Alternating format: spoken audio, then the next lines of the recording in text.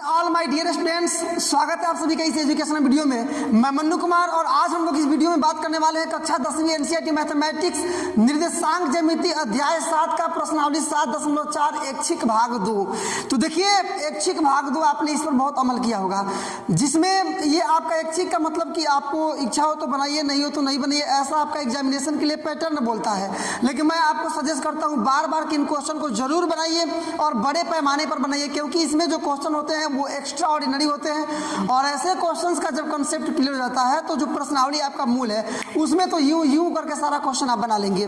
तो इस भाग 2 में हम लोग को स्टार्ट क्या करना है, तो क्वेश्चन नंबर 5 से, जैसे फॉर एग्जांपल मैं आपको रिमेंबर दिला देना चाहूँगा कि हम लोग इसके भाग 1 में मतलब निर्देशांक ज्यामिति अध्याय 7 प्रश्नावली 7.4 ऐच्छिक के भाग 1 में क्वेश्चन नंबर 1 से लेकर के 4 तक हम लोग कंप्लीट किए थे। और आज इस भाग 2 में बहुत बड़े पैमाने पर डीपली माइंड को लगाते हुए पूरी तरह से कंसेप्ट क्लियर करने के प्रयास में रहते हुए क्वेश्चन नंबर 5 से स्टार्ट करेंगे और मैक्सिमम प्रोबेबिलिटी आपका अंडरस्टैंडिंग का बने, इसके लिए क्वेश्चन नंबर 5 से लेकर क्वेश्चन नंबर 8 तक हम लोग कंप्लीटली सारे शाम को ढल ही जाता है, पतझड़ बसंत में बदल ही जाता है। सूरज हर शाम को ढल ही जाता है, पतझड़ बसंत में बदल ही जाता है। हिम्मत कभी मत हारना, क्योंकि समय चाहे कैसा भी हो वह एक दिन गुजर ही जाता है। चलिए तो आइए अब क्वेश्चन नंबर 5, प्रश्न संख्या 5 देखिए क्या बोल रहा है। क्वेश्चन नंबर आपका 5 है कि कृष्णा नगर के एक सेकेंडरी स्कूल में कक्षा 10वीं के विद्यार्थियों को भगवानी क्रियाकलाप करने के लिए एक आयताकार भूखंड दिया जा रहा है। नहीं समझे आप?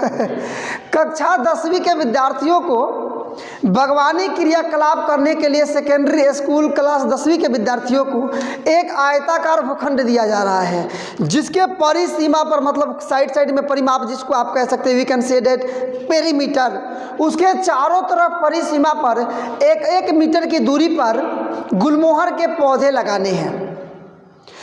उस भूखंड के अंदर एक PQR त्रिभुजाकार घास का मैदान है, केवल घास है उसमें, और उस मैदान को छोड़ करके बाकी सभी क्षेत्र में फूलों के बीज बोने हैं। तो पहला क्वेश्चन कि P को केंद्र क्या बोलते हैं, कि पहला क्वेश्चन है कि इसमें कि A को केंद्र मान करके त्रिभुज PQR का निर्देशांक ज्ञात कीजिए। दूसरा क्वेश्चन कि केंद्र C को मतलब मूल बिंदु मान करके और फिर PQR का नियामक ज्ञात कीजिए, निर्देशांक ज्ञात कीजिए। और इसके बाद बोल रहे हैं कि उपरोक्त दोनों स्थितियों में त्रिभुज PQR का क्षेत्रफल ज्ञात कीजिए। जो आपके पास फॉर्मूला है त्रिभुज के क्षेत्रफल को निकालने के लिए, उसी का उपयोग करके आइए बैक टू द पॉइंट। और अब इसी चीज़ को मैं आपको समझाऊंगा बाय बोर्ड। जैसे आप एक चीज़ मेरी बात को समझ गए होंगे, कृष्णा नगर के विद्यार्थी हैं, चलिए कोई दिक्कत नहीं है। कक्षा 10वीं के विद्यार्थी है, कोई दिक्कत नहीं, किसी भी क्लास के विद्यार्थी है उससे कोई मतलब नहीं है, बनेगा, क्वेश्चन बन सकता है। ये मतलब किससे है, तो आपका जो भूखंड है ना वो रेक्टेंगुलाकार है, आयताकार है, और ये 1 मीटर की दूरी पर गुलमोहर के पौधे लगाए गए हैं परिसीमा पर, इधर भी और इधर भी। ये वाला सामने सामने होगा, ये वाला सामने सामने होगा। इस मैदान के बीच में PQR, ये घास का मैदान है। मेरे साथ बोलिए, घास का मैदान है। एक बार और बोलिए, घास का मैदान है। बार बार बोलो तो एक शब्द मेरे साथ लगे रहिएगा, आपका माइंड मेरे साथ एकदम कनेक्ट रहेगा। और जितना आपका कनेक्शन स्ट्रांग होगा, आपका अंडरस्टैंडिंग उससे भी ज़्यादा स्ट्रांग होगा और आप क्वेश्चन को कर पाएंगे। नहीं तो फिर कोई फ़ायदा नहीं है, वीडियो देखा आप टाइम वेस्ट कीजिएगा। तो टाइम वेस्ट ना करें, इसके लिए मेरे साथ लगे रहिए शुरू से अंत तक इंटरेस्ट के साथ, ये नहीं कि हार्ड वर्क के साथ नहीं, एंजॉय कीजिए। और ये एंजॉय कराते हैं आपको। क्वेश्चन नंबर 5 का तो बोल रहा है पहला कि A को केंद्र मानकर, A को मूल बिंदु मान करके PQR का, तो क्या दिक्कत है नियामक ज्ञात करने में? P का नियामक यहाँ है ना, तो ये x का मान होता है, ये y का मान होता है। आप जानते हैं, यदि इसको मान लीजिएगा मूल बिंदु इसको O, तो यही ना x अक्ष होगा, ये y अक्ष होगा। तो P का मतलब क्या, 1 2 3 4 के सामने है ना, तो x पर 4 है, अब y पर 1 2 3 4 5 6 है, तो 4,6 P का नियामक। ऐसे ही तीनों का, फिर C को मान करके, तो इस पर ये होगा x होगा ये, और ये होगा आपका नीचे वाला y, फिर मान लेंगे इधर, बस। हाँ, ऋणात्मक मत लीजिएगा, क्योंकि त्रिभुज का क्षेत्रफल भी तो निकालना है ना। तो त्रिभुज का क्षेत्रफल का भी ऋणात्मक, आपको केवल पॉजिटिव मान ही लेना है। आप इस चीज़ को समझिए ना, ज़्यादा एक्स्ट्रा समझने की आपको आवश्यकता नहीं है, जितना आवश्यकता है उतना मैं आपको समझा रहा हूँ। और दोनों स्थिति में त्रिभुज का क्षेत्रफल ज्ञात कीजिए। तो चाहे किसी भी नियामक का लेकर के त्रिभुज का क्षेत्रफल निकालेंगे बराबर रहना चाहिए, क्योंकि त्रिभुज तो एक ही है। अब मैंने इस बात को जिस तरह से समझाया उससे भी बेहतरीन ढंग से मैं आपको बनाकर दिखाने का प्रयास करूँगा। Try to understand. सबसे पहले ए को मूल बिंदु मानने पर, ठीक है ना, तीनों बिंदु का नियामक निकालिए। निकालेंगे, लिखेंगे यहाँ मूल बिंदु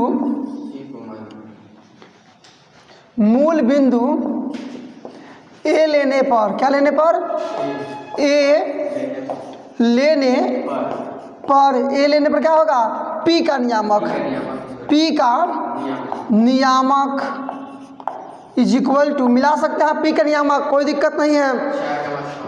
अब पी का नियामक इसका ना, तो ये x का मान है 1 2 3 4, 4 के सामने है ना, देखिए ना, यही ना p है, तो इस पर 4 के सामने, इस पर 1 2 3 4 5 6 के सामने, तो ये पहला हो जाएगा 4, 6, ठीक है ना, कमा। इसके बाद q है ना, तो q का नियामक इज इक्वल टू, देखिए ना कितना आसान है, q यही ना है, तो 1 2 3, x पर 3 है और 1 2 y पर 2 है, मतलब 3, 2, तथा एक और चीज़ बच गया आपका r का नियामक, हम लोग केवल डैश डैश से काम चलाएंगे, इज इक्वल टू, देखिए ना r का नियामक यही ना r है, तो x पर गिन लीजिए, ये मतलब आपका इसके सामने है, तो 1 2 3 4 5 6, नीचे लिख भी दिए हैं 6, और ऊपर चलिएगा तो 1 2 3 4 5, मतलब 6, 5, बस हो गया। पहली स्थिति में a को मूल बिंदु मानने पर आपके नियामक निकल गए, फिर बोल रहा है ना कि b को मूल बिंदु मान करके इसका नियामक, c को मूल बिंदु निकाल, ये पहला आपका क्वेश्चन है, मिला सकते हैं आप, ये पहला, यहाँ मैं पहला डाल देता हूँ, उसके बाद यहाँ स्टार्ट करता हूँ, ठीक है ना। अब दूसरा प्रश्न इसमें का, दूसरा आपका प्रश्न बोल रहा है, और जिसका मैंने एक्सप्लेनेशन पहले कर भी दिया है मैं, कि अब c को मूल बिंदु मान करके, ठीक है ना, लिख लीजिए कि यहाँ c को मूल बिंदु लेने पर ना, मूल बिंदु लेने पर c को मूल बिंदु लेंगे माय डियर स्टूडेंट्स, तो a का p का नियामक ना, p का नियामक इज इक्वल टू, p का नियामक ना, इधर से ना आएंगे, x का मान गिनिए 1 2 3 4 5 6 7 8 9 10 11 12, मतलब x का मान 12, और y पर है ना तो 1, क्यों लिखे ना, ये 1 2 नहीं 2 होगा, चूँकि यहाँ से देखिए ना 6 आया था ना, 1 2 1 2 3 4 5 6 पर है ना, तो यहाँ से ये कहते 1 2 होगा ना, 12, 2, ये रहा आपका p का नियामक। इसी प्रकार से q का नियामक इज इक्वल टू, मिला लीजिए q का नियामक यही ना, तो आइएगा इधर से नेक्स्ट आएगा, मतलब यहाँ से ले सकते हैं आप 1 2 3 4 5 1 2 3 4 5 6 7 8 9 10 11 12 13, मतलब 13, उसके बाद y आइएगा यहाँ से, तो 1 2 3 4 5 6 है ना, 6 रहेगा आपका, तो ये 6 हो गया, तथा लास्ट आपका बच रहा है r, तो r का नियामक इज इक्वल टू r, यही ना r है, तो यहाँ से ये 1 2 3 4 5 6 7 8 9 10, तो r का मान हो गया, इसमें x का मान 10 और y का मान यहाँ है ना, मतलब 1 2 3, तो ये आ गया कितना 3, बस। दोनों स्थितियों के लिए बारी बारी से त्रिभुज पी क्यू आर का क्षेत्रफल ज्ञात कीजिए। तो पहले में ये बिंदु लेंगे, ठीक है ना, दूसरे में ये बिंदु लेंगे, त्रिभुज का क्षेत्रफल निकाल लेंगे। तो अब यहाँ लिखूंगा मैं ना कि पहले स्थिति के लिए त्रिभुज का क्षेत्रफल बराबर डायरेक्टली, ठीक है ना, x1 x2 x3 y1 y2 y3, formula आपको पहले से याद होना चाहिए, क्योंकि यहाँ मैं फॉर्मूला नहीं लिखूंगा, डायरेक्टली उसका एप्लीकेशन लिखूंगा। और ये क्या लिखेंगे, किस लिए, इसलिए पहले स्थिति के लिए अब कर देते हैं, अब पहले स्थिति में त्रिभुज पी क्यू आर का क्षेत्रफल is equal to directly 1/2 x1, मैंने पहले आपको समझा दिया है, x1 x2 x3 y1 y2 y3, तो x1 होता है ना मतलब 4, y2 - y3 मतलब 2 - 5 प्लस x2 मतलब 3 इंटू 5 माइनस 6 प्लस x3 मतलब 6 इंटू क्या 6 माइनस 2 क्लोज हो जाएगा।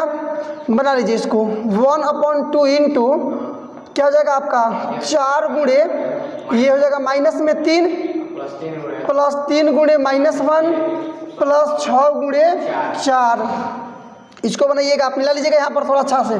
यहाँ पर इसको मैं खींच रहा हूँ, देखिए कैसे इसको नीचे हम लोग खींचेंगे कुछ इस प्रकार से कि ये 1/2 ठीक है ना, 4 × 12 लेकिन माइनस में प्लस माइनस माइनस 3 दूना 3 एक में 3 अब प्लस 6 चौके 24 6 चौका हो जाएगा आपका यहाँ 24 इज इक्वल टू 1/2 ये आपका 15 हो जाएगा ना, तो 15 हो गया, ये 15 घटाइएगा आपका 24 में से तो आएगा 9 ना, मतलब 9/2 और क्या मीटर में है ना, तो मीटर क्षेत्रफल इसलिए स्क्वायर में। चलिए यहाँ देखिए ये पहले स्थिति के लिए त्रिभुज का क्षेत्रफल आया कि 9/2 वर्ग मीटर। अब दूसरे स्थिति के लिए इनको बिंदु को लेकर के ऊपर फिर एक बार हम इसी त्रिभुज का क्षेत्रफल निकालेंगे, ठीक है ना। तो लिखेंगे पुनः दूसरे स्थिति के लिए त्रिभुज PQR का क्षेत्रफल क्या लिखेंगे आप मेरे साथ बोलिए। तो लिखेंगे कि पुनः दूसरे स्थिति के लिए दूसरे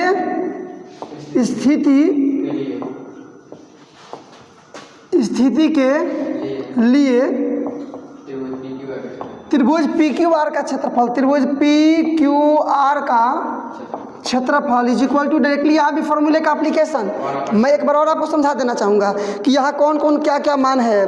तो ये x1 रहेगा, x2 रहेगा, x3 रहेगा, y1 y2 y3, ठीक है ना। फॉर्मूला आपको याद होना चाहिए 1/2 into x1 into y2 minus y3 plus x2 into y3 minus y1 plus x3 into y1 minus y2 और लगा देना है यहाँ पर।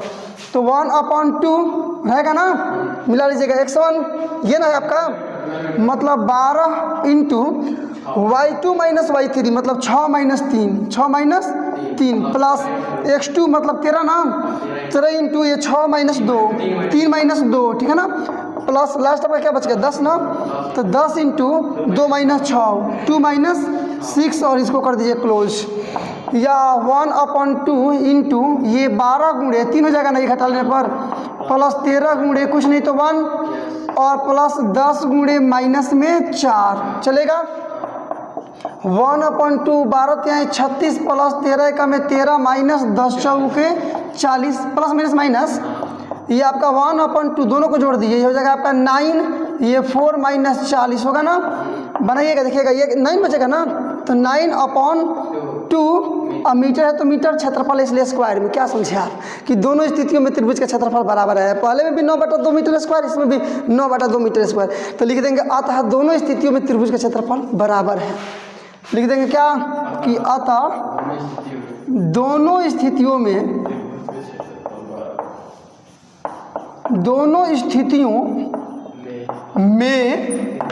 त्रिभुज PQR का क्षेत्रफल क्या है बराबर है। और इस प्रकार से आपका आंसर भी हुआ और आपका क्वेश्चन नंबर 5 कंप्लीट आप करेंगे। नीचे आपका क्वेश्चन दिखाई दे रहा है, आप उसको मिला सकते हैं। मेरी बात को सुनिए ध्यान से, मैं क्या कहना चाहता हूँ आपको क्या समझाना चाह रहा हूँ। बहुत इंटरटेनमेंट वाला क्वेश्चन आ गया, बशर्ते कि आप ऐसा चाहें तो। कह रहा है ना कि एक त्रिभुज ABC है जिसमें A का मध्य बिंदु 4,6, B का मध्य बिंदु 1,5 और C का मध्य बिंदु 7,2 है। इसमें AB पर एक बिंदु D और AC पर एक बिंदु E इस प्रकार है कि समझिए, यहीं से क्वेश्चन आपका बन रहा है। इस प्रकार है कि AD मतलब ऊपर वाला और बट्टा ये DB और बराबर पूरा ये AD और बट्टा पूरा मतलब केवल AB आया बात समझ में। अब बराबर इधर पूरा AE और बट्टा में इधर से पूरा मतलब AC बराबर 1/4 यही आपका दिया है। तो कह रहा है कि त्रिभुज ABC का पहले ADE का क्षेत्रफल ज्ञात कीजिए। समझ गए ना, पहला आपका काम त्रिभुज ADE का क्षेत्रफल ज्ञात करना, ये पहला वर्ग। और दूसरा आपका ये है कि देखिए क्या दूसरा आपका ये बोल रहा है कि त्रिभुज ए डी ई का क्षेत्रफल तथा त्रिभुज ए बी सी का क्षेत्रफल का अनुपात, तुलना बोल रहा है ना, तुलना का मतलब वही होता है अनुपात। तो सबसे मतलब कह रहा है ना कि त्रिभुज ए डी ई का क्षेत्रफल त्रिभुज ए बी सी के क्षेत्रफल से तुलना कीजिए। मतलब आपको पहले क्या करना है, तो त्रिभुज ए डी ई का क्षेत्रफल ज्ञात करना है, ठीक है, कोई दिक्कत नहीं है। तो इसके लिए पहले समझिए कैसे करेंगे, ये मत समझिए नहीं होगा, समझिए कैसे होगा। आपको निकालना है पहले त्रिभुज ए डी ई का क्षेत्रफल। तो इतना अनुपात इतना और इतना अनुपात इतना, यदि अनुपात निकाल ले तो ये डी और ई का नियामक निकल जाएगा विभाजन सूत्र का उपयोग करके। और जैसे डी ई और ए का क्षेत्रफल आपको मिला तो आप त्रिभुज ए डी ई का क्षेत्रफल नहीं ज्ञात कर सकते हैं, आसानी से ज्ञात कर सकते हैं, कोई दिक्कत नहीं है, आया ना। तो पहले त्रिभुज ए डी ई का क्षेत्रफल ज्ञात कीजिए, उसके बाद वाली बात उसके बाद बताइए। चलिए, तो पहले तो आपको इतना बटे इतना बनाना पड़ेगा इसको ना। तो ये क्वेश्चन हम लोग बनाए थे पलट करके, सेम क्वेश्चन वैसे आ गया आपका। लिखेंगे सबसे पहले कि चूंकि क्या दिया है आपका कि ए डी और बट्टा ए बी बराबर, चलिए सबको भी ले सकते हैं, कोई दिक्कत नहीं है, ए ई बट्टा ए सी बराबर 1/4। आपको क्या चाहिए कि ए डी बट्टा इतना और इतना बट्टा इतना, यही चाहिए ना। तो क्या कीजिए ना कि 1 1 1 घटा लीजिए सब में से, या फिर 1 1 भी घटा सकते हैं, पलट दीजिए डायरेक्टली, पलट देंगे तो और आसान हो जाएगा आपके लिए। पलट देते हैं डायरेक्टली, पलटेंगे सबको तो ये ए बी ऊपर चला जाएगा, नीचे क्या आ जाएगा ए डी, यहाँ ए ऊपर चला जाएगा और नीचे आ जाएगा आपका ए सी, यहाँ 4 ऊपर चला जाएगा नीचे आ जाएगा 1, समझे ना। यहाँ ये ए सी ऊपर चला गया और ए नीचे आ गया, समझ गए आप। अब देखिए जैसे मैं इसको हटा सकता हूँ, इसको हटा लेना तो ये डायरेक्टली इतना बराबर इतना आ रहा है, ऐसा क्वेश्चन हम लोग बनाए हैं। लेकिन उससे कोई मतलब नहीं है, बराबर में हम लोग कितना संख्या ले सकते हैं, उससे कोई दिक्कत नहीं होता। आप इस चीज़ को याद रखिएगा, सब में से 1 घटा लीजिए, क्या कर लेंगे, सब में से 1 घटा लेंगे। केवल हमको अनुपात ज्ञात करना, इसीलिए मैं ये काम कर रहा हूँ। मतलब ए बी और बट्टा A D is equal to A C और बट्टा में A E is equal to केवल 4/1। इसमें से भी 1 घटाइए, इसमें से भी 1 घटाइए, इसमें से भी 1 घटाइए, कट जाएगा सब बराबर। जैसे इस दोनों को बराबर कीजिएगा तो फिर 1 1 कट जाएगा, अच्छा इन दोनों को बराबर कीजिएगा फिर कट जाएगा, कोई चेंजिंग नहीं रहता है। अब इसको बना लीजिए, देखिए ए बी ये बनाएंगे ना तो माइनस में ए डी अपॉन नीचे केवल ए डी बराबर इसको भी, तो ए सी ये गुना में जाएगा ना, तो माइनस में आपका ए ई और अपॉन नीचे केवल बच जाएगा ए ई इज इक्वल टू 4 जाएगा ना, तो -1/1 चलेगा ना, कोई दिक्कत नहीं है, चलेगा। अब देखिए क्या कर लेंगे हम लोग, ए बी, ये डायरेक्टली मैं इस चीज़ को समझा दे रहा हूँ क्योंकि ऊपर लिखूंगा A B minus A D, इस पूरे में ए बी में से ए डी घटाइएगा तो इसकी जगह पर बी डी डी भी लिख सकते हैं, समझिए क्या है A B minus A D, पूरा A B minus A D, तो पूरा ए बी में से ए डी घटा लीजिए, केवल डी बी बचेगा ना, तो वहाँ लिखूंगा मैं डी बी बटा ए डी, इसमें भी वही चीज़, पूरा ए सी में से ए ही घटा लीजिएगा तो ई सी बचेगा ना, तो वहाँ मैं यही लिखूंगा कि ई सी बटा ए सी, देखिए ई सी बटा ए सी 3/1, समझ गए ना आप। मतलब क्या यहाँ बनेगा, मिला लीजिए आप, तो बनेगा आपका जो मैंने अभी बोला कि D B upon A D is equal to, यहाँ भी वही चीज़ ये मतलब ई सी अपॉन ये ऊपर वाला कि ए ई और इज इक्वल टू 3/1, आना बात समझ में। और इसको देता हूँ मैं मिला, बस बन गया। अब देखिए कैसे, अब क्या करना है, एक बार और केवल पलटना है, चूंकि आपका देखिए क्या आ गया ए डी डी बी बटा ए डी, तो डी बी बटा ए डी केवल पलट देंगे तो ए डी बटा डी बी नहीं हो गया, तो वही अनुपात हमको चाहिए, बस काम चल गया, कोई दिक्कत नहीं है। तो पलट दीजिए कि ए डी ऊपर लीजिए, A D upon D B is equal to, ये भी पलट जाएगा ए ई अपॉन क्या हो जाएगा आपका, तो ई सी इज इक्वल टू 1/3, बस बन गया। देखिए ना आप सब बन पाता गया, ये इतना बटा इतना बराबर इतना बटा इतना बराबर 1 अनुपात, मतलब ये 1 हुआ ये 3 हुआ, इधर भी एम का मान 1 एन का मान 3, बस काम खत्म। अब डी का नियामक निकाल लेंगे, ई का नियामक काम, उसके बाद त्रिभुज के क्षेत्रफल के लिए फॉर्मूला आपको पता ही है, ये नियामक विभाजन सूत्र आपको पता है ना कि x बराबर क्या होता है M x2 plus N x1 upon M plus N, और y is equal to M y2 plus N y1 upon M plus N.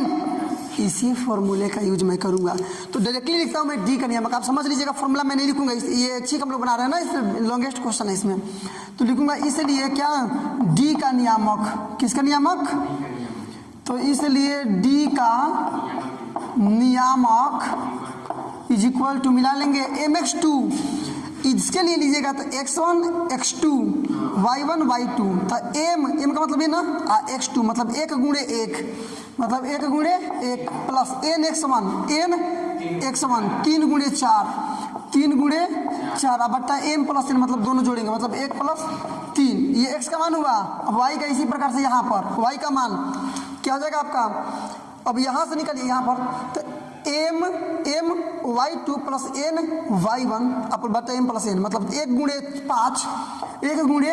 5 मिला लीजिएगा यहाँ पर प्लस क्या 3 गुणे 6 तो 3 गुणे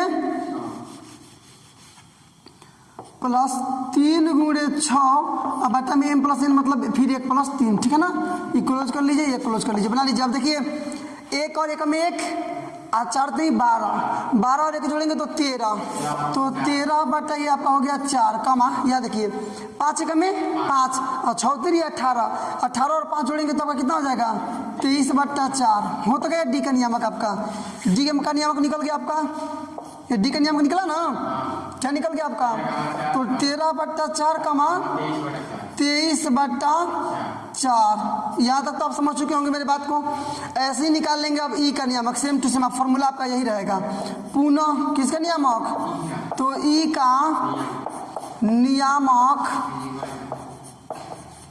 नियामक इज इक्वल टू मिला लीजिए उसी प्रकार से क्या पहले x का मान ना तो m x2 ये x1 x2 y1 y2 तो m x यहाँ भी कंपेयर कर लीजिएगा वीडियो को स्किप करके रोक के समझे ना, तो m x2 मतलब 7 मतलब 1 गुणे 7 प्लस n x1 मतलब 3 गुणे 4 बट्टा m प्लस n मतलब 1 प्लस 3 और y का मान m y2 मतलब 1 गुणे 2 प्लस n y1 मतलब 3 गुणे 6 और बट्टे में आपका 1 प्लस इतना, ठीक है ना, इसको बना लीजिएगा। यहाँ पर देखिए कैसे तो 7 में 7 और 4 हैं 12 तो 12 और 7 जोड़ेंगे तो आपका कितना हो जाएगा 19 और अपन 4 यहाँ देखिए 2 में 2 और 6 3 18 और 2 जोड़ेंगे तो 20 और बाई 4 कटा लीजिए इसको 5 बार में ना मतलब 19 बट्टा 4 कमा में 5 बट्टा केवल 5 हो गया ना, ये आपका नियामक हो गया किसका ई का।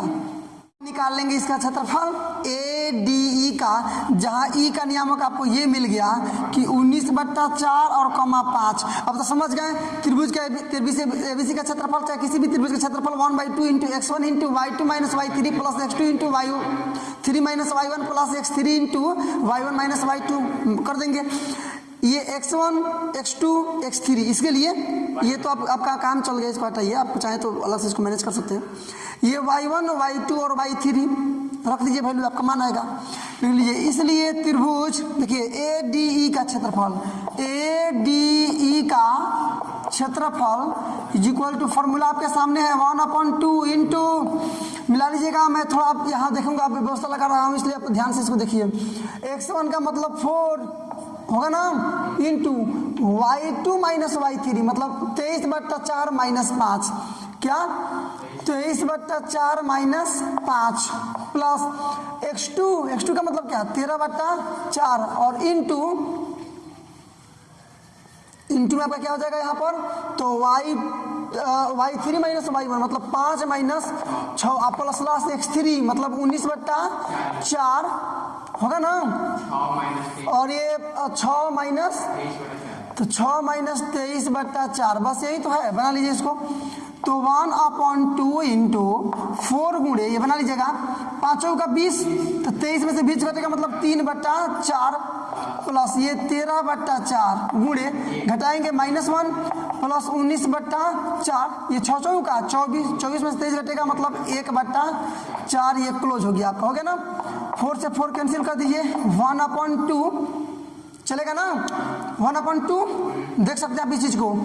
यहाँ पे केवल बच गया 3 प्लस माइनस 13 बट्टा 4 प्लस 19 बट्टा 4 4 का 16 नीचे कुछ नहीं तो 1 केवल बट्टा वाला जोड़ घाटा बना लीजिए 1/2 गुणे नीचे इसका लघुत्तम 16 हो जाएगा ना। एक के पढ़ा में 16 बार में 16 तिया 48 माइनस 4 का 16 तो 13 चौके 52 प्लस 16 के में 16 तो 19, मतलब आपका ये हो गया कितना, तो 1/2 गुणे बना लीजिए। देखिए कितना, ये 48 और ये जोड़ देंगे आप, तो जोड़िएगा देखिए कितना होगा 48, ये तो 9 17 ये आपका हो गया, ये 67 हुआ ना, और 67 में से घटा लेंगे आप 52, यही ना, तो यहाँ 5 हो गया, यहाँ 1 हो गया, मतलब 15। यहाँ डायरेक्टली हम लोग लिख देंगे 15 और बट्टा में 16, नहीं कटेगा, तो हो जाएगा ये आपका 15 और बट्टा 16 दूना 32 वर्ग मात्रक मिला लीजिएगा। आंसर आपका हो गया किस चीज, देखिए 15/32 वर्ग मात्रक आंसर हो गया ADE का, समझे ना। अब एक क्वेश्चन लास्ट इसमें और एक जोड़ा है कि इस त्रिभुज ADE की तुलना त्रिभुज ABC के क्षेत्रफल के साथ कीजिए। मतलब त्रिभुज ADE का क्षेत्रफल बट्टा त्रिभुज ABC का क्षेत्रफल। मैं आपको एक प्रमेय याद दिला देना चाहूंगा, आपने इसको मिलाइएगा मुझको, इसके लिए मैं आपको एक प्रमेय याद दिला देना चाहूंगा कि दो समरूप त्रिभुज के क्षेत्रफलों का अनुपात उनके संगत भुजाओं के वर्गों के अनुपात के बराबर होता है। देखिए क्लास 10th में ही जो लेसन 6 है जो कि त्रिभुज है, उसमें यह एक प्रमेय है कि दो समरूप त्रिभुजों के क्षेत्रफलों का अनुपात उनके संगत भुजाओं के वर्गों के अनुपात के बराबर होता है। तो यदि मैं त्रिभुज ADE और त्रिभुज ABC का दोनों का मैं क्या कर दूं कि दोनों को समरूप सिद्ध कर दूं ना, तो दोनों का अनुपात केवल भुजाओं का वर्ग, मतलब इतना का स्क्वायर बट्टा पूरा का स्क्वायर, मतलब बड़ा वाला त्रिभुज का स्क्वायर, तो 1/4 का उसका मतलब आ जाएगा 1/16, मतलब 1:16। तो केवल दोनों को समरूप देखिए क्या करते हैं, इसीलिए यूज मैं करूंगा SAS, ठीक है ना। दोनों त्रिभुज में देखिएगा लिखेंगे कि चूंकि त्रिभुज ADE तथा त्रिभुज ABC में, पूरा त्रिभुज में ABC में आप देखिए, अब यहाँ मिलाइएगा तो पहले और छोटा वाला में देखिएगा दोनों में, इसमें का AD, ठीक है ना।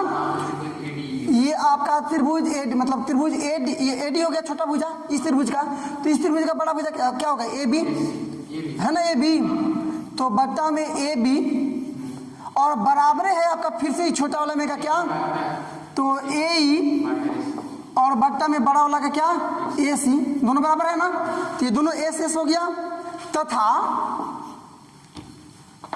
ये दिया है ना जी, ये क्यों मैंने लिया है, तो ये दिया है, ये क्वेश्चन आपका बोल रहा है, देखिए ना 1/4 तो बराबर है ना, ये आपका मतलब दिया है। और कोण A बराबर कोण A, मतलब दोनों में कोण A है, देखिए इसमें भी कोण A, छोटा वाला में भी और बड़ा वाला में भी, तो क्यों जी, तो उभयनिष्ठ है ना, दोनों में कोण A, इसलिए तो हो गया ना आपका। देखिए ये भुजा कोण और फिर भुजा, मतलब छोटा वाला में का भुजा कोण भुजा, बड़ा वाले का भी पहले भुजा तब कोण तब फिर भुजा, तो हो गया ना SAS समरूपता प्रमेय से लिख देंगे, इसलिए SAS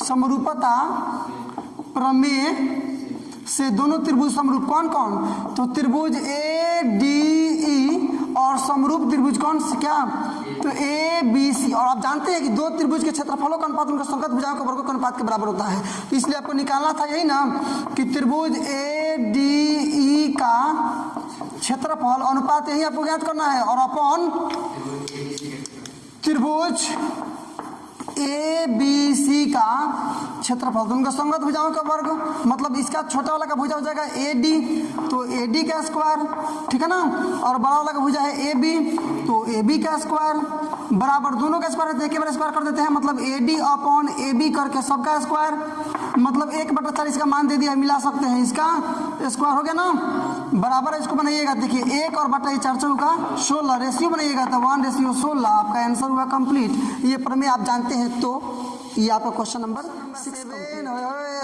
7 मिलाइए क्या बोल रहा है।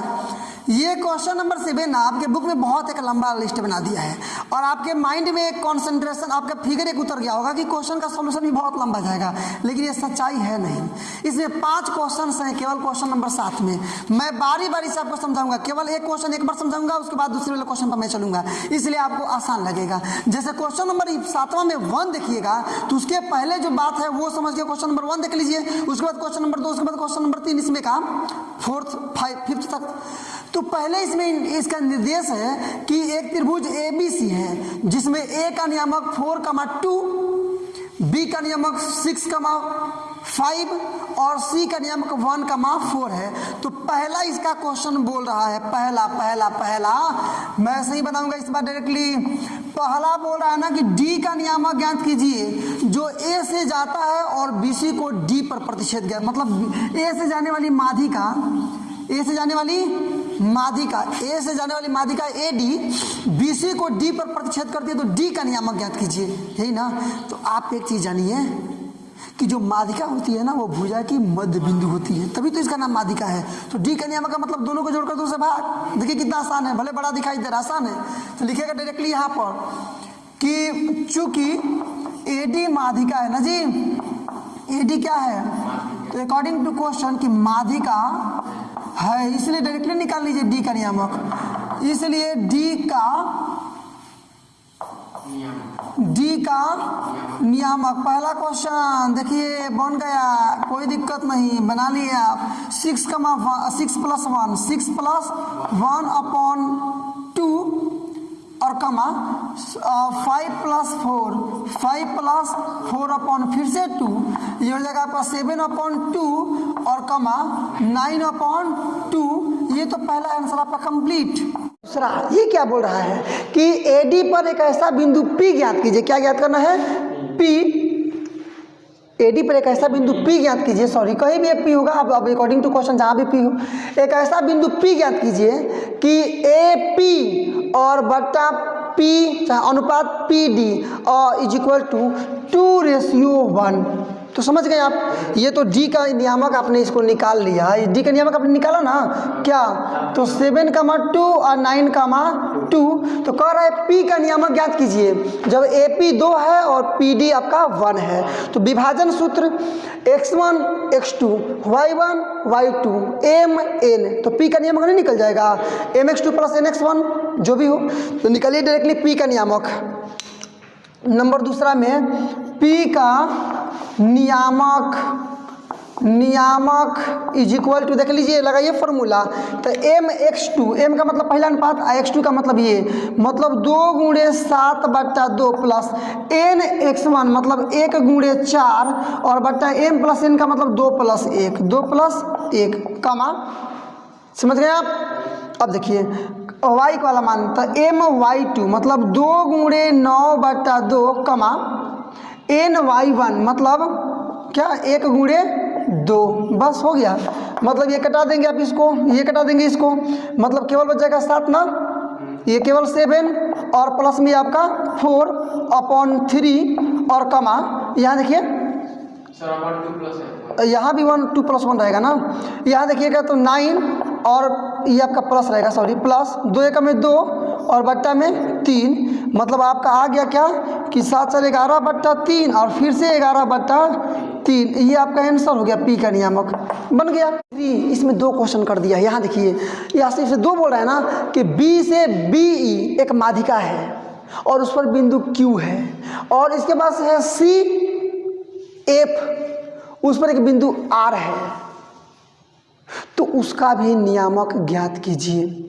जैसे अब इसको मैं एक बार और इधर से समझाऊंगा, चूंकि मैं यहाँ नहीं समझा रहा हूँ कि ज़्यादा आपका लिपापोती हो जाएगा।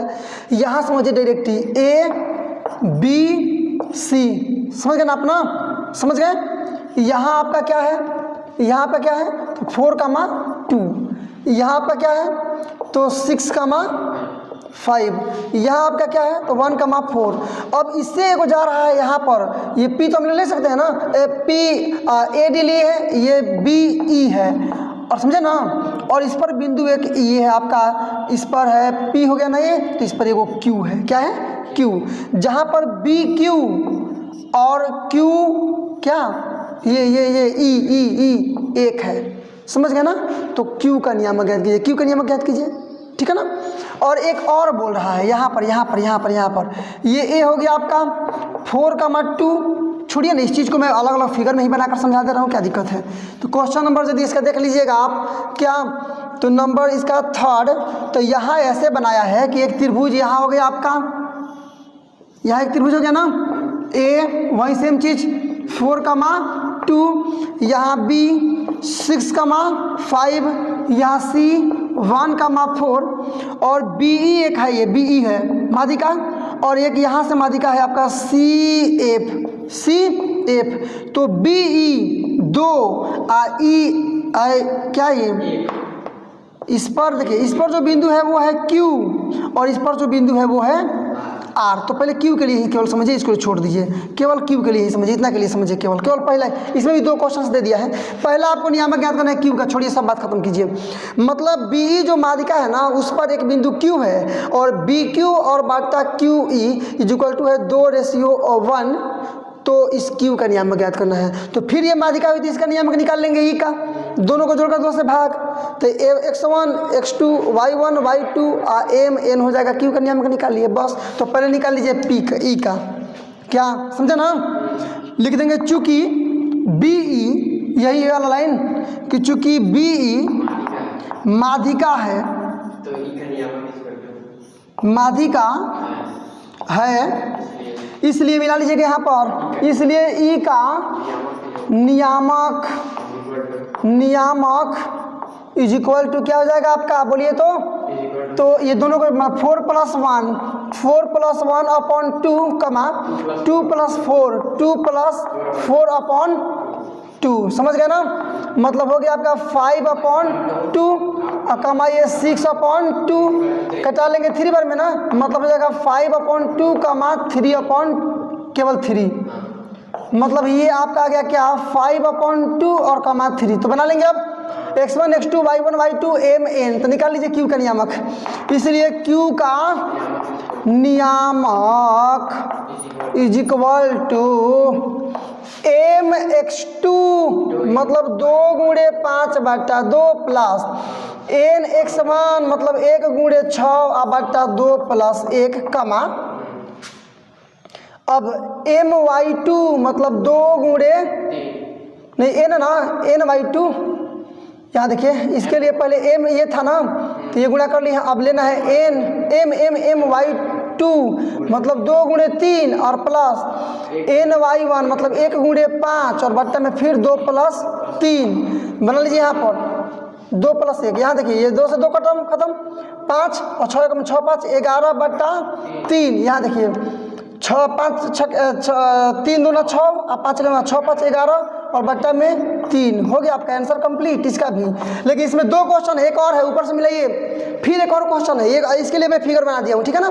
इसी में एक और क्वेश्चन बोल रहा है कि पुनः यह बोल रहा है ना कि इस त्रिभुज ABC जो आपका है, क्या है, ABC, इसमें CF यह हो गया आपका क्या, माध्यिका, और इस पर बिंदु एक है R, तो इसका नियामक ज्ञात कीजिए। तो देखिएगा, A का नियामक तो वही चीज़ 4,2, B का नियामक समझ सकते हैं आप 6,5, C का नियामक 1,4, F का तो नियामक आपको ज्ञात करना है।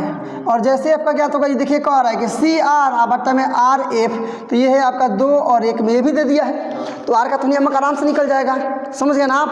तो वही काम करेंगे, लिखेंगे पुनः चूंकि CF माध्यिका है, इसलिए F का नियामक क्या लिखेंगे, चूंकि CF क्या है, तो माध्यिका है, माध्यिका है, इसलिए F का नियामक = आपका क्या हो जाएगा, मिला सकते हैं आप, तो 4 + 6 बट्टा 2 कमा 2 + 5 2 मतलब 10/2 कमा 7/2 बना लीजिएगा। तो ये 5 बार में हो जाएगा ना, मैंने 5,7/2, इसका आ गया क्या, तो 5,7/2, तो F का नियामक नहीं निकल जाएगा। ये देखिए x1 x2 y1 y2 m n निकल गया।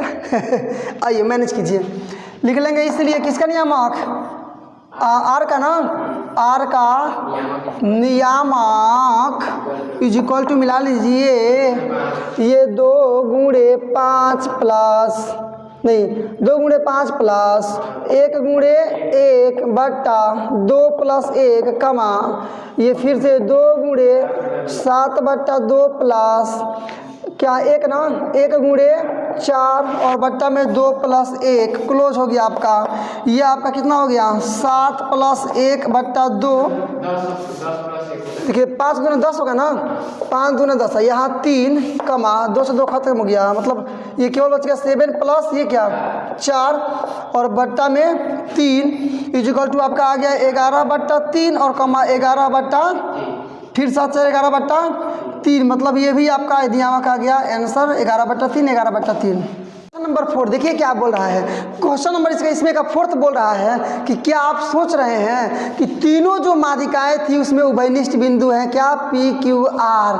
तो देखिए बैक चलिए ना, पहले में जो आपने निकाला इसमें P का नियामक जो था 11/3 11/3, Q का जो मान आपने उसके बाद Q का नियामक निकाला क्या, वो भी 11/3 11/3 और R का भी नियामक 11/3 11/3। इसका मतलब कि किसी भी त्रिभुज में जब माध्यिका को 2:1 करके लीजिएगा तीनों माध्यिकाओं को, तो मूल बिंदु एक ही आएगा और वह वृत्त का केंद्र होगा, और इसलिए ये P Q R तीनों केंद्र ही है, इसलिए तीनों में उभयनिष्ठ है, तीनों एक ही बिंदु हो जाएगी। इसलिए मैं यहाँ बार बार नहीं खींचा हूँ, यही कारण था, क्योंकि P का मान वही आ गया, ये Q का भी मान यही आ गया और R का भी मान वही आ गया, मतलब सब मिलाकर ये प्रत्येक आया 11/3 11/3, यही ना, एक ही है। तो कह रहे क्या आप सोच रहे हैं, तो कहेंगे हाँ, यहाँ स्पष्ट है कि P Q R तीनों एक ही बिंदु हैं और माध्यिका और तीनों माध्यिकाओं के एक ही बिंदु हैं, अर्थात प्रत्येक माध्यिकाओं में सर्व उभयनिष्ठ हैं, अतः यह वृत्त यह त्रिभुज का केंद्रक है। नहीं बोलेंगे तो वही काम आप यहाँ करेंगे। नंबर 4 में लिखेंगे कि हाँ स्पष्ट है कि P, Q तथा R एक ही बिंदुएं हैं। R क्या है, एक ही बिंदुएं हैं, एक ही बिंदुएं हैं, अर्थात प्रत्येक माध्यिकाओं के लिए उभयनिष्ठ बिंदु है ना। क्या लिख लेंगे, अर्थात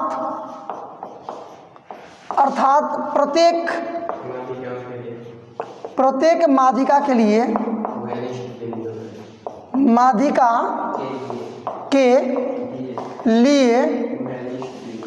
लिए उभयनिष्ठ बिंदु है। क्या है, तो उभयनिष्ठ बिंदु है, अर्थात त्रिभुज का केंद्रक है। त्रिभुज का क्या है, तो केंद्रक है। हो गया आपका आंसर। जो 5th देखिएगा उसमें इसी पर डिपेंडेड है। क्या बोल रहा है कि यहाँ देखिए, कह रहा है कि इस प्रकार से आप यदि मान लीजिए कि पहला नियामक x1 y1 है और दूसरा बिंदु का नियामक है x2 y2 और तीसरा शीर्ष है x3 y3, तो वृत्त के केंद्रक का नियामक क्या होगा। तो देखिए इसके लिए मैंने डायरेक्टली फॉर्मूला लिखवाया है कि वृत्त का केंद्रक = x1 + x2 + x3/3 और y1 + y2 + y3/3। ये डायरेक्टली फॉर्मूला है, चाहे तो आप इसी का उपयोग करके इसको साबित भी कर सकते हैं। तो वही काम आपको करना पड़ेगा। मतलब आप लेंगे एक त्रिभुज, मतलब A, इसका नियामक क्या है x1, y1, जो B है उसका नियामक क्या है, तो x2, y2, और जो C है इसका नियामक क्या है, तो x3, y3। तो आप क्या कीजिए ना, किसी प्रकार से AD एक ले लीजिए, माध्यिका ले लिए ना, माध्यिका ले लिए AD, तो D का नियामक आप यहाँ ज्ञात कर लेंगे ना। और फिर वही काम कीजिए, A यहाँ P ले लीजिए, केंद्रक मान लीजिए केंद्रक P है, P का मान निकलना है, तो AP ले लीजिए 2, क्या 2 ले लेंगे ना, AP और PD ले लीजिए कितना, तो 1। तो P का जो नियामक आएगा वही ना केंद्रक हो जाएगा, क्योंकि क्वेश्चन पे इसी क्वेश्चन पर आधारित है, ऐसा ये बोल रहा है, आप इस चीज को समझ सकते हैं। तो यहाँ AD माध्यिका है, ठीक है ना, यहाँ AD क्या है, तो माध्यिका है, समझ गए ना। इसलिए निकाल लेंगे D का नियामक। किसका नियामक, तो D का नियामक = डायरेक्टली आप समझ चुके हैं। फिर ये ना माने x2 और प्लस x3/2 और यहाँ फिर y2 प्लस y3/2। ये नियामक हो गया आपका किसका? d का। तो d का नियामक ये हो गया क्या? तो d का नियामक है आपका कि x2 प्लस x3/2 और क्या? तो y2 प्लस y3/2। तो निकाल लीजिए। इसलिए केंद्रक P का नियामक न जी, डायरेक्टली केंद्रक P का नियामक लिख लेंगे। इसलिए केंद्रक P का नियामक इज इक्वल टू, मिला लीजिए। तो यहाँ अब x1 के जगह पर आप रखिएगा केवल x1 को और x2 की जगह पर पूरा लिखेंगे, ठीक है ना। और बाई में इतना प्लस, ये m है ये n है, समझ सकते हैं आप। तो m x2, इसका नियामक आ गया आपका x2 प्लस x3/2 और y1 प्लस y2/2। तो m x2 मतलब 2 गुणे ये ना x1 plus x2 plus x3 होगा ना, और प्लस ये अपॉन, ऐसे समझिए m x2 मतलब 2 का गुणा इतना में, मतलब x2 प्लस x3/2 में प्लस ये 1 गुणे क्या? तो x1 अपॉन क्या हो जाएगा? तो 2 + 1 कमा, इसी प्रकार से my2 मतलब 2 गुणे y1 प्लस y2/2 और यहाँ प्लस ny1 मतलब 1 गुणे y1 और अपॉन 2 + 1 हो गया ना। बना लीजिए, वही आपका विभाजन सूत्र लगाए हैं और कुछ नहीं। बनाइए इसको, ये कट जाएगा ना, तो क्या हो जाएगा? x1 नहीं x2 प्लस x3 प्लस ये क्या हो गया? x1 हो गया ना, केवल x से गुणा करेंगे तो y में 3 कमा ये क्या 2 कट गया, मतलब y1 प्लस y2। देखिए यहाँ आपका ये नहीं ना जी, तो ये y2, ये देखिए ये वाला है y2 और y3 होना चाहिए, मतलब ये y2 ये y3। तो y2 प्लस y3 और प्लस ये गुणा करेंगे तो केवल y1/3। अब इसको सीरियल में बना लेंगे, हो गया। पहले लिख लीजिए x1 plus x2 plus x3/3 कमा y1 plus y2 plus y3/3 और इसी के ये 3 और इसी के साथ पूरा आपका जो क्वेश्चन नंबर 7 नंबर 8 मिला। ये क्वेश्चन नंबर 8 देखिए क्या कह रहा है। ये बोल रहा है ना कि एक आयत है ABCD क्या है? रेक्टेंगुलर है, आयत है, आयताकार रेक्टेंगल है, जिसमें A का नियामक -1, -1, B का नियामक -1, C का नियामक 5, और D का नियामक 5, है, ठीक है ना। तो कह रहा है ना कि इसमें AB का मध्य बिंदु P है, BC का मध्य बिंदु Q है, CD का मध्य बिंदु R है और AD का मध्य बिंदु S है, ठीक है ना। मतलब ये मध्य बिंदु, इसका मध्य बिंदु क्या हो गया? तो P Q R S। तो आप यदि चारों बिंदुओं को आपस में मिला देते हो, यदि आपने मिला दिया चार, तो जो बना अंदर P Q R S, ये क्या है? क्या यह एक मैंने किस प्रकार का चतुर्भुज है? क्या एक वर्ग है? क्या यह एक वर्ग है? क्या यह एक आयत है? या क्या यह एक समचतुर्भुज है? या क्या है? तो पहले जानिए, यदि चारों भुजा बराबर हो, ठीक है ना, और दोनों विकर्ण भी बराबर हो, तो यह होता है वर्ग। यदि ये भुजा इसके बराबर, ये भुजा इसके बराबर, ठीक है ना, और दोनों विकर्ण बराबर हो, तब होगा आयत। और यदि चारों भुजाएं बराबर केवल हो और विकर्ण ये वाले छोटा है ये बड़ा, मतलब विकर्ण बराबर नहीं हो, तो यह होता है समचतुर्भुज। समझ गए आप ना। तो चारों भुजा बराबर और दोनों विकर्ण आपस में बराबर, तब वर्ग। केवल आमने सामने वाली भुजा बराबर और दोनों विकर्ण बराबर, तब आयत। और चारों भुजा बराबर तो हो जाएगा, लेकिन विकर्ण बराबर नहीं होंगे तो होगा समचतुर्भुज। इसमें दोनों विकर्ण बराबर होते हैं, इसमें विकर्ण बराबर नहीं होता है।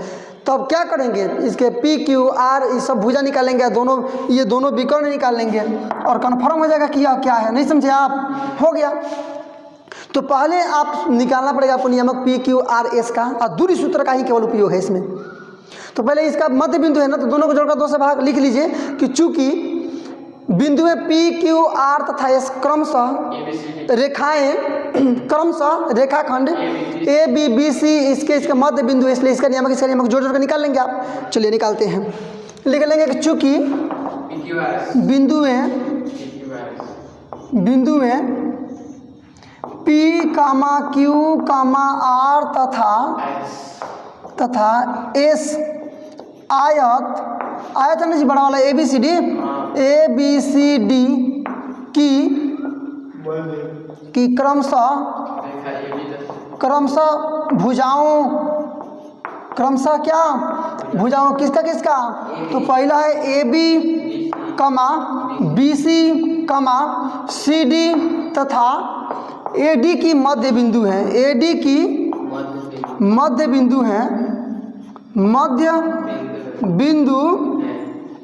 मध्य बिंदु है, इसलिए नियामक निकाल लीजिए डायरेक्टली। तो इसलिए क्या निकाल लेंगे, इधर ध्यान दीजिए, बिल्कुल एकदम एब्सोल्युटली एकदम लगे रहिए सॉल्यूशन तक। इसलिए P का नियामक इज इक्वल टू P, यही ना है, तो जोड़िए -1 प्लस ये -1 अपॉन 2 -1 प्लस 4 अपॉन 2, ये देखिए ना प्लस माइनस हो जाएगा, -2/2 मैंने कटा देंगे तो केवल -1, समझ सकते हैं। -2/2 का मतलब 2 एकम में 2, 1 -1, ये घट जाएगा मतलब 3/2। P का नियामक, Q का निकाल लीजिए, Q का नियामक इज इक्वल टू, निकाल लीजिए Q का नियामक है ना, Q है तो ये -1 प्लस 5 अपॉन 2 4 प्लस 4/2, थोड़ा शॉर्टकट में समझिए, ये आएगा केवल 4 घटाएंगे तो 4/2 का मतलब हो जाएगा केवल 2, ये हो जाएगा आपका 8 9, अरे ये देखिए ये आपका 2 रहेगा ना, सबका जोड़कर 2, ये 4 4 8/2 होगा ना, मतलब ये रह जाएगा आपका 4। आगे बात समझ में। R का नियामक इज इक्वल टू, R का है यही ना है, 5 प्लस 5/2 -1 प्लस 4/2, निकाल लीजिए। 5 प्लस 10/2 का मतलब कटा देंगे 5 मैंने 5 ये माइनस केवल 3 आएगा ना, तो 3/2 चलेगा। तथा लास्ट में आपका एक और बिंदु बच रहा है, S का नियामक, क्या लिख देंगे, S का नियामक इज इक्वल टू, जोड़िए उसी प्रकार से ऊपर वाला देखिए, -1 प्लस 5/2 और -1/2, मैंने प्लस करेंगे माइनस हो जाएगा आपका, मैंने प्लस माइनस रहेगा ना, तो प्लस माइनस इसको बनाइएगा, आपका क्या आ जाएगा यहाँ पर माइनस में है ना, देखिए ये आपका तो केवल 4/2 का मतलब 2 और -2/2 का मतलब 2 एकम में 2 कट जाएगा, मतलब -1 आ गया ना। मतलब यहाँ देखिएगा तो P का आपका नियामक पहले आया है, यहाँ मिला लीजिए अब -1, 3/2, Q का नियामक यहाँ आया है, मिला सकते हैं आप 2, 4, R का यहाँ आया है, मिला सकते हैं आप 5, 3/2, ठीक है ना। तथा लास्ट वाला आपका जो ये S है, इसका नियामक यहाँ आया है, मैंने 2, -, तो पहले निकालिए PQ, इसलिए PQ इज इक्वल टू, दूरी सूत्र तो आप जानते हैं ना, अंडर रूट में S2 - S मतलब 2 और -1, 2 -1 का होल स्क्वायर, तो ये माइनस प्लस और प्लस 4 और -3/2 का होल स्क्वायर, इसको बनाइएगा आप तो देखिए ये रूट में ये हो जाएगा आपका 3 तरीका 9, 3 हो जाएगा ना, इसका करेंगे 3 तरीका 9 प्लस ये देखिए 4 दूना 8 और 8 में से 5 घटेगा मतलब 3, 8 में से 3 घटेगा ना मतलब 5/2 मिला लीजिएगा, तो 5/2 का मतलब 5 25 और 2 दूना 4 बना सकते हैं आप। इसको बनाएंगे रूट में, आप देखिए कैसे 9 चौका 36 और प्लस में 25 और बट्टा में 4 होगा ना, जोड़ दीजिए, ये 1 हो गया 61/4 रूट में, छोड़ दीजिए यहीं पर, हालांकि 4 का वर्गमूल 2 हो भी सकता है, लिखिए देते हैं, मतलब रूट 61/2 पहला आ गया, 4 का वर्गमूल 2। इसी प्रकार से दूसरा भुजा निकालिए, मतलब ये आपका QR is equal to, root में वही चीज QR है ना, QR है तो 5 - 2 का होल स्क्वायर प्लस 3/4 और 2 - 4 का होल स्क्वायर, बना लीजिए इसको, ये घटाइएगा तो 3 बचेगा ना थोड़ा शॉर्टकट समझिए, तो 3 तरीका ये हो जाएगा अब 9 प्लस ये 4 दूना 8 तो 3 में से 8 कट जाएगा -5, स्क्वायर कीजिएगा, फिर माइनस प्लस मैंने 25 और बट्टा में 2 दूना 4, फिर वही चीज़ तो आ गया ना, मतलब इसको भी बनाइएगा तो ये आपका हो जाएगा रूट में कितना, तो ये आपका 6 का 36 प्लस 25 और बट्टा में 4 बनाइएगा तो सेम चीज़ है ना, मतलब आएगा रूट 61/2 बना लीजिएगा, थोड़ा सा हेल करके आप खींच करके आप, ठीक है ना। कमा अगला निकालिए, R S is equal to root में वही चीज़ आर एस ना, तो 2 -5 का होल स्क्वायर प्लस -1 -3/2 का होल स्क्वायर बनाइएगा। ये देखिए घटाएंगे तो -3, स्क्वायर करेंगे तो प्लस हो जाएगा, मतलब 3 3 का 9 प्लस, यहाँ देखिए 2 1 में 2 तो -2 -3 -5/2 तो माइनस का फिर प्लस 5 का स्क्वायर 25 तो 25/4, मतलब रूट में यही आएगा 36 प्लस 25/2 4 बना लेंगे रूट में 61/2 आ गया। कमा अब ये निकाल लीजिए PS, इधर किधरों से निकले उससे कोई मतलब नहीं होता, दूरी इधर से इधर जे इधर से इधर जे बराबर आता है, मतलब PS is equal to root में यही ले लीजिए 2 -1 का होल स्क्वायर प्लस ये -1 -3/2 का होल स्क्वायर बनाइएगा, मैंने से प्लस 3 हो जाएगा, 3 के स्क्वायर 3 तरीका 9 प्लस ये 2 1 में 2 3 2 5 तो 5 के स्क्वायर 25 और 2 का 2 दूना 4 लेके रूट में फिर वही आपका आ गया क्या, तो 36 प्लस 25 बट्टा में 4 बना लीजिएगा तो रूट 61/2, चारों भुजाएं बराबर, तो एक चीज़ तो कन्फर्म हो गया कि आयत नहीं होगा, चारों भुजा बराबर रहती है या तो वर्ग होगा नहीं तो समचतुर्भुज होगा, क्योंकि आयत में आमने सामने की भुजा बराबर होती है, चारों बराबर नहीं होती है। तो अब यदि विकर्ण बराबर हो गया तब वर्ग है, अब विकर्ण बराबर नहीं हुआ तो समचतुर्भुज है, कन्फर्म हो गया। 2 ही चीज़ ऑप्शन आपका बच रहा है, विकर्ण निकाल लीजिए। PR is equal to PR ना, तो PR तो 5 -1 का होल स्क्वायर प्लस 3/2 -3/2 का होल स्क्वायर, दोनों चीज़ें सेम चीज़ें कट जाएगा, ये रूट में आपका ए प्लस हो जाएगा 6 का 36 का वर्गमूल केवल 6 तथा लास्ट निकाल इसलिए तथा में कर दे रहे हैं क्या, QS is equal to root में निकाल लीजिए QS ना, तो 2 माइनस ये 2 का होल स्क्वायर प्लस -1 और -4 का होल स्क्वायर, ठीक है ना। ये आपका 2 से 2 खत्म, 0 छोड़ दीजिए उसको, केवल इसको बनाइए, तो -5 का स्क्वायर मतलब 25 और रूट में खेल हो जाएगा 5। देखिएगा चारों विकर्ण बराबर, चारों भुजाएं बराबर है लेकिन विकर्ण बराबर नहीं है, इसलिए हम समचतुर्भुज है ना, तो लिख देंगे कि चूंकि PQ बराबर QR बराबर ये RS बराबर PS सब बराबर नहीं हो गया, लेकिन दोनों विकर्ण मतलब कौन कौन, तो PR is not equal to क्या, तो QS, इसलिए PQRS एक समचतुर्भुज है, एक क्या है